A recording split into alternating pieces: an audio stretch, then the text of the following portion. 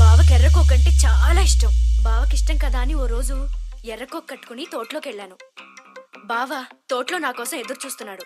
ఎర్రకోకలో నన్ను చూడగానే బావ కళ్ళు జిగేలుమన్నాయి. బావని చూడగానే నా ఒళ్ళు జిల్లుమంది. అటుపక్క బావ, ఇటుపక్క నేను. మధ్యలో సర్రని శబ్దం అయింది. బుస్సుని పాము పడగెత్తింది. కళ్ళు రెండు గట్టిగా మూసుకున్నాను. ఆ తర్వాత పాము ఏం చేసిందే మళ్ళీ చెరచెర పాకింది. గజగజ వణికాను. కాలికి తగిలింది. గడగడలాడాను. పైకొచ్చింది. బిత్తరపోయాను. కితకితలెట్టింది.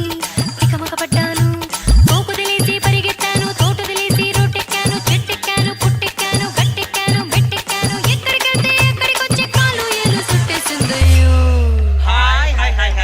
విజయ్ మౌలిక్ కిరణ్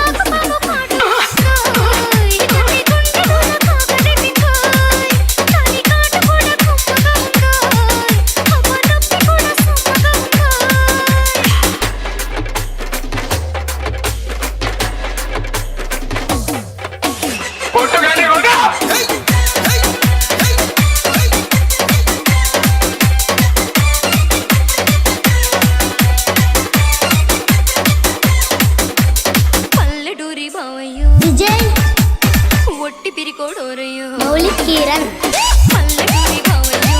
ఒట్టి పిరికోడోరయ్యో. పాము చూసి బిగుసుకుపోయాడోయ్.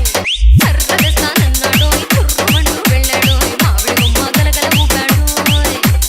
చిన్న పుల్లైనా పడలేదు చూడయ్యో.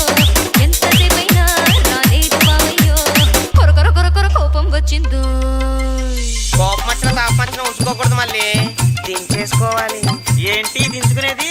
దాని బాగా ఒట్టి పినుకోడంట. ఇదిగో మళ్ళీ మీ బావ సంగతి మాకెందుకు, ఆ బావ సంగతి ఏమైందో చెప్పు.